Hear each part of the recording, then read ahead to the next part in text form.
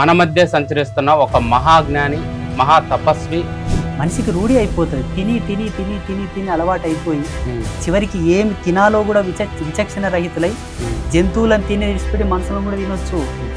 గురుగారు, ఈరోజు సమాజంలో ప్రతి ఒక్కళ్ళు నేను గురువుని అని చెప్పుకొని తిరుగుతున్నారు కదా. సాంప్రదాయికతమైనటువంటి నియమాలు, ఆచార విధానాలు, ఆయన మాట్లాడేటటువంటి ధర్మం. మన 2 తెలుగు రాష్ట్రాల్లో అరుణాచలం లాంటి క్షేత్రం లేదా? ఎందుకు మన తెలుగు వాళ్ళు అరుణాచలమే వెళ్ళాల్సి వస్తుంది? ఏమి తెలియని జనాలు ఇది వీళ్ళకి ఏం తెలియని పాపం.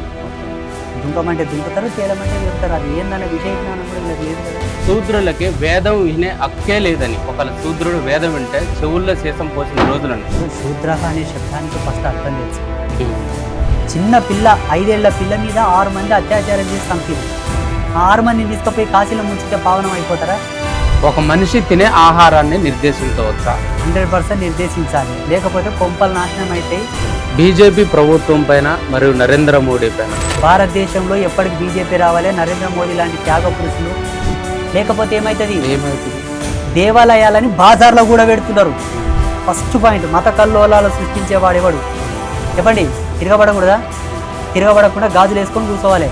అట్లా కూర్చున్నందుకే కాశ్మీర్లో సరస్వతి దేవాలయం లేదు ఇప్పుడు. కాంగ్రెస్ అంటే సభ కాదు, నేను చెప్పున్నా దాని అసలు పేరు చెప్పున్నా, ఖాన్ గ్రేస్. ఖాన్ అంటే ఎవరు? ఆ పార్టీ నుంచి ఆహ్వానం వస్తే మీరు అందులోకి ప్రవేశం. వాళ్ళ ఆహ్వానం ఇచ్చేదేంది? నేనే నిలబడతా పోయి. మతానికి సంబంధించిన ఒక వ్యక్తి చనిపోయినప్పుడు అది ప్రమాదం అవ్వచ్చు, అది వేరే అవ్వచ్చు. వాళ్ళతోనే మాకు ఏ సంబంధం లేదు నాయన.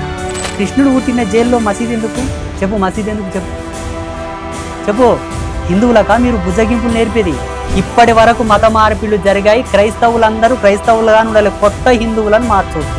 బైబిల్లో ఏం చెప్తారంటే, ఎక్కడనో ఏదో సందర్భంలో ఎవరు ఆకలైతే 3 చేపలు 2 రొట్టెలు 1,000 మంది తినిపించాడు అంటారు.